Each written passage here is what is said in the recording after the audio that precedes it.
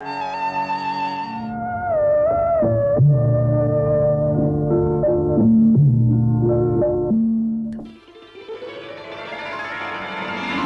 और भाइयों, मेरे देशवासी बहनों और भाइयों, साथी नागरिकों, बहनों और भाइयों, बहनों, भाइयों और मेरे देश के प्यारे बच्चों, संग्रहालय के गलियारों से हास परिहास।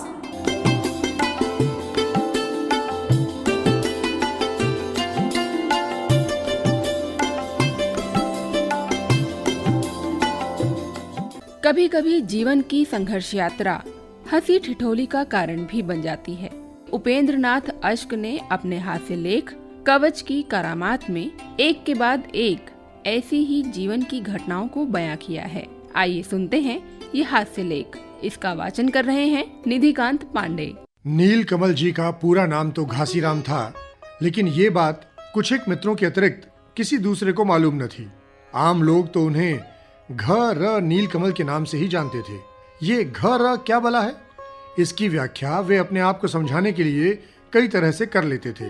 अधिकांश का मत ये था कि घ उनके पिता के नाम का द्योतक है और र उनके अपने नाम का, और नीलकमल उनका गोत्र है। माता पिता ने उन्हें कुदृष्टि से बचाने के लिए उनका जो दृष्टि प्रूफ नाम रखा था उसे मित्र शत्रुओं के उपहास की दृष्टि से बचाने का उपाय सुझा दिया। घासीराम जी की सूरत शक्ल कुछ ऐसी न थी कि उन्हें कुदृष्टि का डर होता, पर बात वास्तव में ये थी कि उनके माता पिता की संतान होकर मर जाती थीं।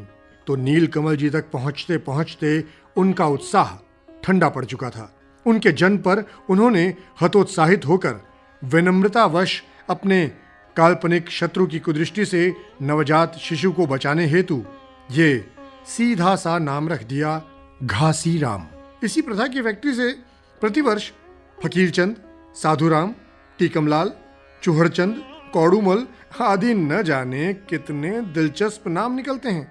उनके माता पिता की यह युक्ति बड़ी सफल सिद्ध हुई, पर जब उन्होंने कुछ होश संभाला और बचपन से लेकर युवावस्था तक कुछ अपने रूप रंग और कुछ इस नाम के कारण वे अपने साथियों के उपहास का कारण बने, तो ये नाम उन्हें इस हद तक अखरने लगा कि एक दिन वे घासीराम से घ र बन गए।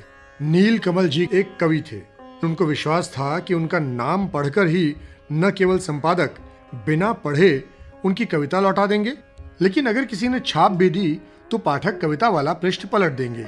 उन्हीं दिनों वे एक फिल्म देखने गए और जब उन्होंने उसका गाना नीलकमल मुस्काए सुना तो उनकी समस्या हल हो गई। घ र बनने का निश्चय उन्होंने उसी दिन कर लिया था जिस दिन एक लेख पर उन्होंने फ टी वैशंपायन लिखा हुआ देखा था। सो उस फिल्म ने उनकी मुश्किल आसान कर दी और उसी दिन से वे घ र नीलकमल बन गए। तब तक उनका विचार था कि वो किसी न किसी प्रकार अंग्रेजी में एमए करेंगे और जीवन को अध्यापन के शुभ काम में लगाएंगे। लेकिन जब वे उस शाम फिल्म देखकर आए तो उन्होंने रात भर में एक साथ कई गीत रच डाले और उपनाम भी रख लिया। मित्रों ने उनके गीत सुने और उनके उपनाम की घोषणा सुनी तो ऐलान कर दिया कि उनमें महाकवि बनने की अपार प्रतिभा है और अध्यापक का नीरस जीवन उन जैसे प्रतिभावान के लिए नहीं बना। अपने मित्रों का ये ऐलान सुनकर नीलकमल जी ने भी मन ही मन निश्चय कर लिया कि वे उच्च कोटि के कवि बनकर ही दम लेंगे। बड़ी निष्ठा से उन्होंने गीत लिखने आरंभ कर दिए और कई पत्र पत्रिकाओं पर गीतों और कविताओं की बौछार कर दी। उनकी कविताएं वापस आ गईं, जो वापस नहीं आईं वो छपी नहीं। तब अपने मित्रों के परामर्श से उन्होंने निश्चय किया कि वे स्वयं समाचार पत्र अथवा कोई मासिक पत्रिका निकालें।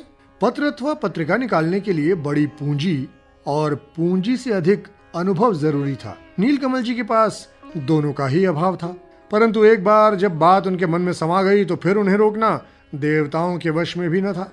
कविताओं के एक पोलंदे बगल में दबाए वे लगे पत्र पत्रिकाओं के ऑफिसों, उनके संपादकों, व्यवस्थापकों और संचालकों के घर का चक्कर लगाने। आखिर उनकी घोर निष्ठा से प्रभावित होकर एक व्यवस्थापक ने उन्हें अपने विभाग में 20 रुपए मासिक पर क्लर्क रख लिया। काम क्या था? घूम फिर कर विज्ञापन दाताओं के यहाँ से रुपए उगाहना और चपरासी से लेकर अकाउंटेंट तक दफ्तर के सारे छोटे मोटे काम करना। चंद महीने नीलकमल जी ने उस जगह काम किया और संपादक की मिन्नत से उसी पत्र में अपने चंद गीत छपवा दिए।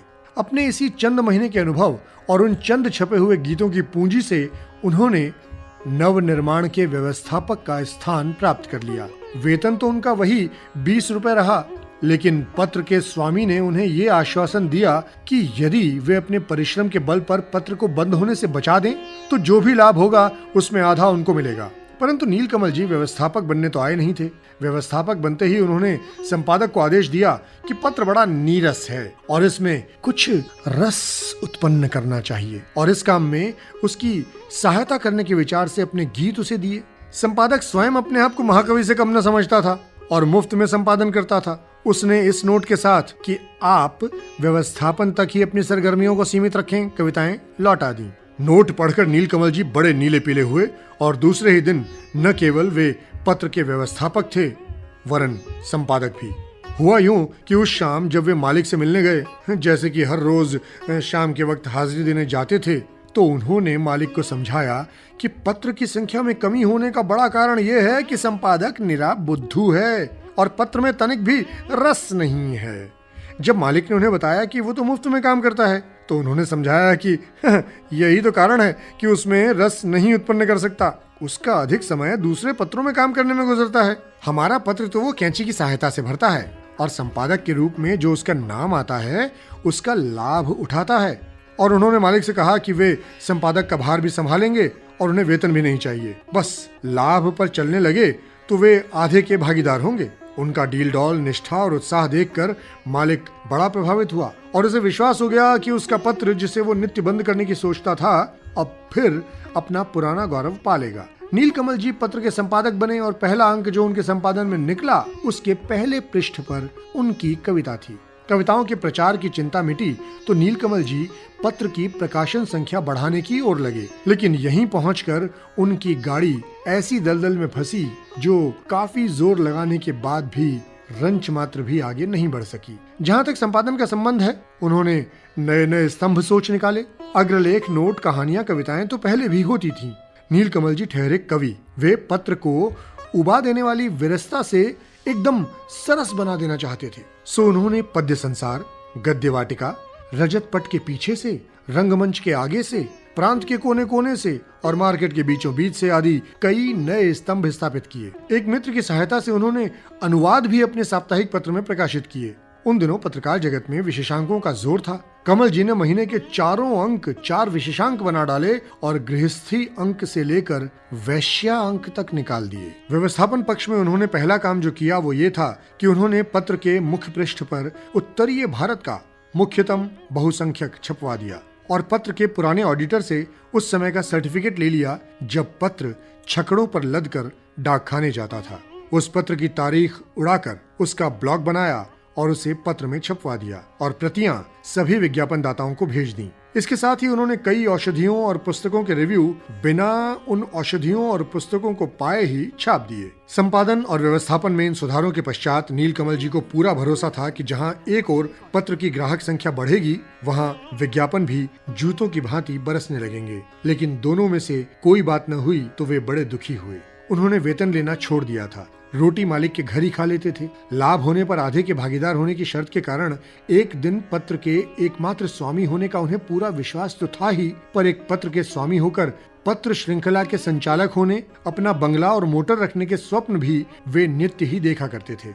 जब पत्र का स्वामी पत्र बंद करने की धमकी देता तो उन्हें अपने समस्त स्वप्न महल धराशायी होते दिखाई देते। इसी कारण वे मालिक तथा मालकिन की छोटी मोटी फरमाइशें भी पूरी कर देते थे कि किसी प्रकार पत्र बंद न हो और उनके स्वप्न न टूटे। एक दिन अचानक एक साप्ताहिक के पन्ने पलटते पलटते उन्हें एक ऐसी चीज दिखाई दी कि वे फड़क उठे। उल्लास के मारे उनके लिए कुर्सी पर बैठे रहना कठिन हो गया। ये चीज थी स्वामी जी के ईश्वरीय कवच का विज्ञापन। स्वामी सिद्ध विज्ञापन दाता थे और उनका पूरे पृष्ठ का विज्ञापन प्रायः पत्र पत्रिकाओं के विशेषांक में निकलता था। अपने कवच के संबंध में उनका दावा था कि वो सूर्य ग्रहण के दिन विशेष मंत्रों की सहायता से उन्होंने तैयार किया है। जो उसे 10 रुपए की नगण्य राशि व्यय कर अपनी भुजा पर बांधेगा, उसकी समस्त कामनाएं पूरी हो जाएंगी, गरीबी दूर हो जाएगी, लक्ष्मी कृत दासी बनी हर इच्छा पूरी करने को प्रस्तुत रहेगी, रूठी हुई प्रेमिका अपने आप आकर गले का हार बन जाएगी, परीक्षा फल सदैव अच्छा होगा,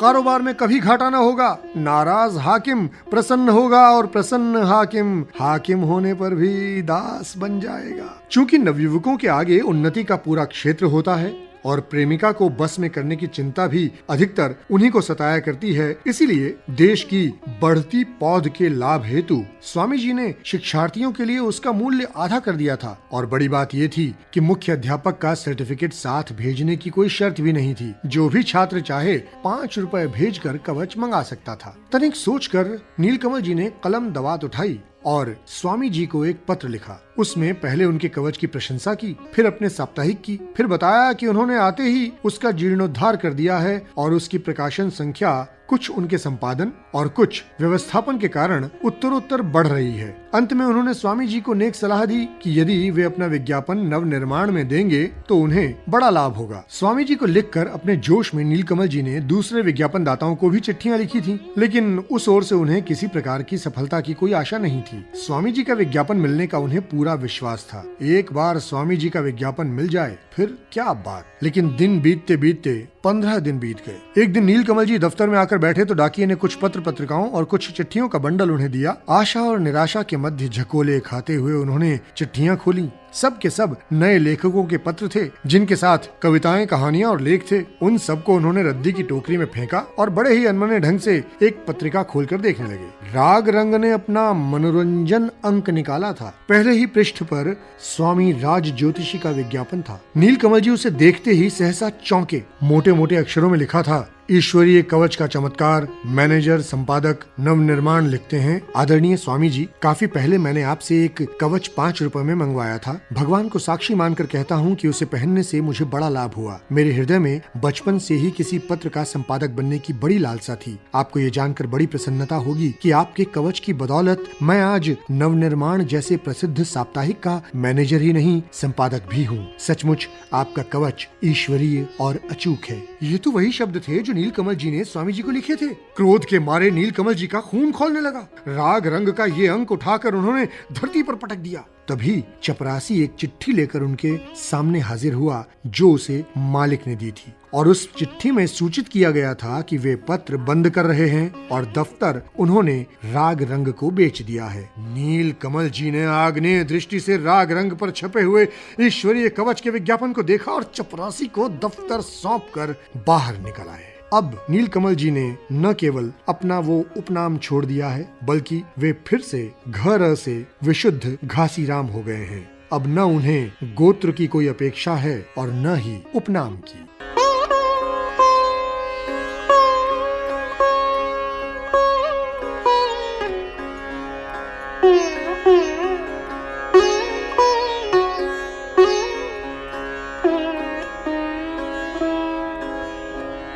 अभी आपने सुना श्री उपेंद्र नाथ अश्क द्वारा रचित हास्य लेख कवच की करामात।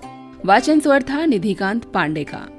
ये लेख 22 सितंबर 1953 को आकाशवाणी द्वारा प्रकाशित पत्रिका सारंग में छपा था।